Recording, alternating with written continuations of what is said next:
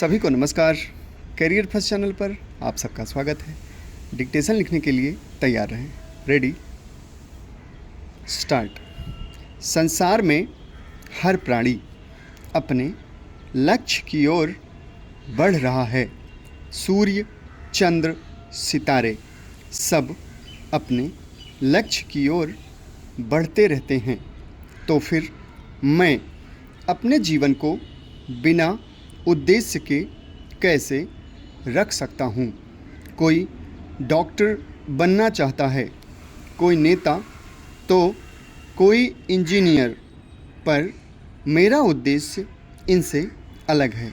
मेरा मानना यह है कि अच्छे राष्ट्र की नींव उसके अच्छे पढ़े लिखे और संस्कारवान लोग होते हैं। मेरे जीवन का उद्देश्य एक आदर्श शिक्षक बनना है। एक अच्छा शिक्षक ही अच्छे राष्ट्र की नींव रख सकता है। अध्यापक स्वयं शिक्षा का केंद्र होता है।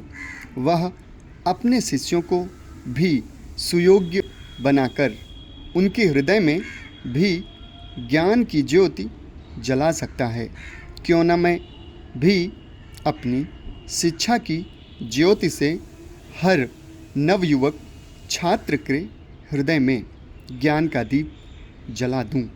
इसी अमर दीप से प्रकाश ले जन जन के मन का अंधेरा दूर कर सकूं, तो मेरे जीवन का लक्ष्य पूरा हो जाएगा।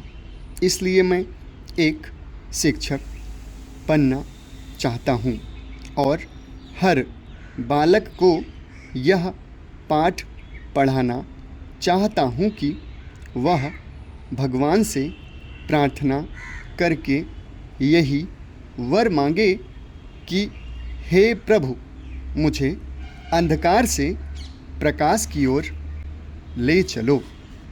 प्रायः लोग कहते हैं कि समय बड़ा बलवान है, किंतु समय से भी अधिक बलवान इंसान का अपना संकल्प है। संकल्पों का धनी पुरुष स्वयं के भावों, विचारों व कार्यशैली को इतना व्यवस्थित व उन्नत कर सकता है कि उसके भाव बल से उसकी किस्मत के पन्ने बदल जाएं। हमारी किस्मत हमारे बल पौरुष से बदल सकती है, बदलती रहती है। चाणक्य ने अपने आत्मबल से चंद्रगुप्त मौर्य को इतना योग्य प्रशासक बनाया कि वह संपूर्ण भारत देश को एक राष्ट्र के रूप में सूत्रबद्ध कर पाया। यह माँ मदालसा का भाव बल ही था कि वह अपने 6 पुत्रों को जन्म देने के साथ ही साधुत्व के भावों से संस्कारित करती गई और अपने पति के कहने पर उन्होंने अपनी 7वीं संतान को वैराग्य बोध न देकर राज्य सत्ता संचालन का ज्ञान दिया, उसे राजा बनाया।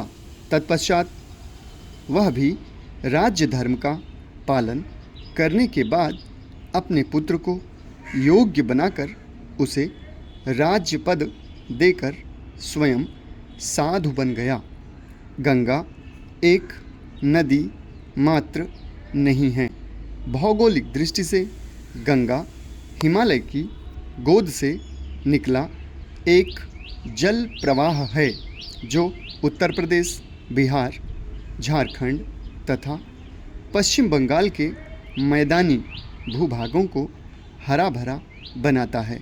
बृहत्तर रूप से गंगा देश के 5 राज्यों में बहने वाली नदियों का एक तंत्र है।